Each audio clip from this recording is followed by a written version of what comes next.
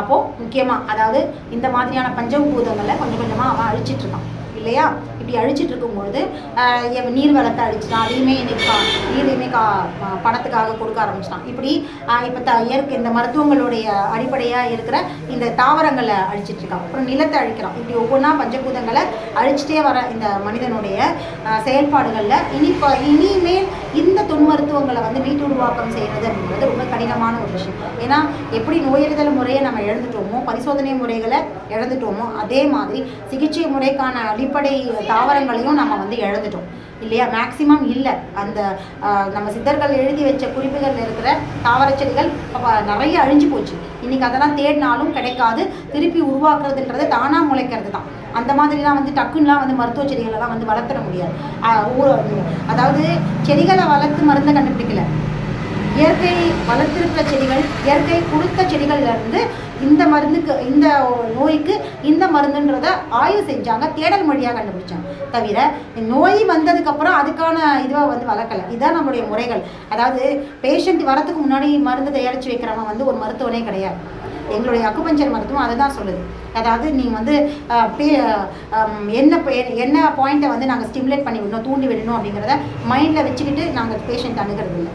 அந்த நிமிஷம், அந்த நொடி, அந்த நாடி என்ன சொல்லுதோ அந்த நிமிஷத்துக்கான புள்ளி தேவை தான் அங்கே.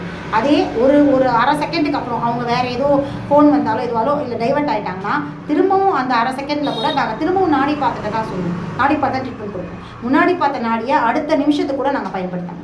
ஏன்னா ஒவ்வொரு நிமிஷமும் உடல் அப்படிங்கிறது மாற்றத்திற்குரியது. உடல் ஒவ்வொரு செகண்டுமே பஞ்சபூதங்களை உறிஞ்சிக்கிறதும் கழிவுகளை வெளியேற்றுறதுமான ப்ராசஸை வந்து சமநிலைப்படுத்துறதும் பேலன்ஸ் பண்ணுறதும், சமநிலை இல்லாததை காண்பிக்கிறதும், சமநிலையை வந்து பேலன்ஸ் பண்ணிக்கிறதுமான ப்ராசஸ் வந்து ஒவ்வொரு நிமிஷமும் அந்த உடலில் நடந்துக்கிட்டே இருக்கும். ஸோ ஒரு நிமிஷத்துக்கு முன்னாடி பார்த்த அந்த நோயறிதல் பரிசோதனை முறையை நாங்கள் அடுத்த நிமிஷம் நாங்கள் பயன்படுத்த மாட்டோம். ஒரு நிமிஷம் கேப் ஆகிடுச்சுன்னா திரும்பவும் நாடியை செக் பண்ணிட்டு பண்ணோம். ஸோ இதுதான் உடம்புடைய அடிப்படை. ஒவ்வொரு மருத்துவ முறைகளும், தொல் மருத்துவங்கள் எல்லாமே இதை தான் சொல்லுது. எந்த ஒரு சிகிச்சை முறையும் முன்னாடியே தேர்வு செஞ்சு வச்சுட்டு பரிசோதனையும் பார்க்குறதில்ல, ட்ரீட்மெண்ட்டுக்கான விஷயமும் செய்கிறது கிடையாது. இது சித்த மருத்துவம், ஆயுர்வேத மருத்துவங்கள் மாதிரி எல்லா மருத்துவங்களுக்கும் இப்படி தான்.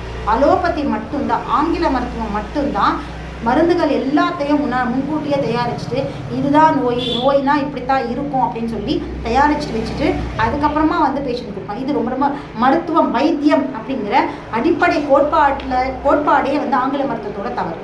இதை பார்த்துட்டு தான் இன்றைக்கி சித்தா ஆயுர்வேதெல்லாம் கூட மாறிக்கிட்டு இருக்காங்க. மருந்துகளை தயாரித்து வச்சுட்டு அப்புறமா சிகிச்சை பார்க்குறாங்க. இதை கொடுத்துடலாம் அப்படின்னு சொல்லிட்டு சில நேரங்கள் அவங்களுடைய மனநிலை எப்படி இருக்கும் யோசிச்சு பாருங்கள். மருந்துகளை இங்கே தயாரித்து வச்சுட்டு நோயாளி அணுக மனநிலை அடுத்தடுத்த நிலைக்கு என்னவா மாறும் அப்படின்னு பார்த்தீங்கன்னா இந்த மருந்துகளை காலி பண்ணுறதுக்கான ஒரு கான்செப்டாக தான் இருக்கும்.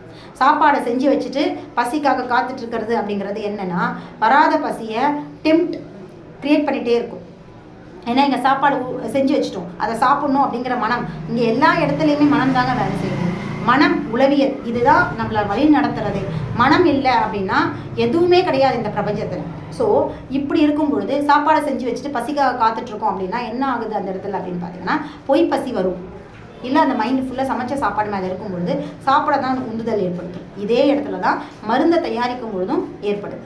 மருந்து தயாரித்து வச்சுட்டு அந்த மருந்து வீணாகாது. ஒரு நாள் ஓகே, 2 நாள் ஓகே, 3 நாள் அப்புறம் ஒரு மருத்துவரோட மனநிலை எப்படி இருக்கும், எக்ஸ்பைரி டேட் வந்துடும். எக்ஸ்பைரி டேட் அப்படி வந்துடுச்சுன்னா அந்த மருந்து பயன்படாது அப்படின்றதுக்காக எந்த நோயாளி எப்படிப்பட்ட ஒரு நோய்க்கு வந்தாலும் அந்த மருந்தை கொடுத்து அதனை நேச்சுரல் தானே ஒன்றும் பண்ணாது அப்படிங்கிற ஒரு மனநிலையில் சித்த மருத்துவர்கள்லாம் இருப்பாங்க. ஆங்கில மருத்துவர்களே இன்றைக்கி அப்படி தான் இருக்காங்க மனநிலையில். அதெல்லாம் பார்த்துக்கலாம், திருப்பி ஏதாவது தொந்தரவு வந்தால் இந்த மருந்தால் ஒரு தொந்தரவு வந்தால் வேறு மருந்தை கொடுத்து சரிப்படுத்திக்கலாம் அப்படிங்கிற மனநிலையில் ரசாயன விஷம், மிக மிக மோசமான விஷங்கள் நிறைந்த ரசாயன மருந்துகளையே பயன்படுத்த ஆங்கில மருத்துவர்களோட மனநிலையே அப்படி இருக்கும் பொழுது சித்த மருத்துவ ஆயுர்வேத மருத்துவம் மாதிரி இலைகள் தழைகள் பயன்படுத்துகிற ஒரு மருத்துவர்கள் என்ன செய்வாங்க அப்படின்னு பார்த்தீங்கன்னா மருந்து தயாரித்து வச்சுட்டு பேஷண்ட்ஸ்க்காக காத்துட்ருக்கும் பொழுது அவங்க சொல்கிற தொந்தரவுகளோட இந்த மருந்தை காலி பண்ணணும், ஃபினிஷ் பண்ணணுன்ற ஒரு கான்செப்டோட தான் அவங்க மைண்ட் அப்படி தான் உட்கார்ந்துருப்பாங்க. என்னென்ன மருந்துகளை வச்சாச்சு, இந்த மருந்துகள்லாம் காலி ஆகணும், அதில் பாதி மருந்து காலி ஆகிடுச்சு, மிச்சம் வேறு ஏதோ இப்போ சப்போஸ் மஞ்சக்காமலை இருக்குது, மஞ்சக்காமலைக்கு ஒரு மருந்து தயாரித்து வச்சுருக்காங்க, டைஃபாய்டுக்கு மருந்து தயாரித்து வச்சுருக்காங்கன்னு வைங்க. டைஃபாய்டு மருந்தெல்லாம் காலி ஆகிடுச்சு, மஞ்சக்காமலை மருந்து மிச்சம் இருக்குது, மீதியாக இருக்குது. இதை இப்போ காலி பண்ணால் தான் புதுசாக மருந்து வந்து ஆர்டர் செய்கிறதாவோ இருக்கும். அப்போது வர பேஷண்ட் வந்து ஏதோ ஒரு தொந்தரவு வராது, டைஃபாய்டுக்கே வரான்னு வைங்க. அப்போ என்ன பண்ணுவாங்கன்னா, சரி என்ன இப்போ எது கொடுத்தா என்ன இலைத்தழை தானே, அதெல்லாம் ஒன்றும் பண்ணாது, அடுத்து நம்ம டைஃபாய்டுக்கான மருந்தை அரைச்சி கொடுத்துக்கலாம்னு சொல்லிட்டு அப்போ இருக்கிற மஞ்சக்காமலுக்கான மருந்தை கொடுத்துருவோம். மருந்து எப்போவுமே தேவைக்கு இல்லாத பயன்படுத்தும் போது அது எந்த மருந்தாக இருந்தாலும் உடலுக்கு எதிர்வினையை தான் தரும், மலட்டுத்தன்மையை ஏற்படுத்தும். இல்லாத நோய்க்கு மருந்து சாப்பிட்றதும் தேவையில்லாத மருந்து சாப்பிட்றதும் அது சாதாரண எந்த விஷயமா இருந்தாலும் இந்த இடத்துக்கு கொண்டு வரும் அப்படிங்கிறத புரிஞ்சுக்கோங்க.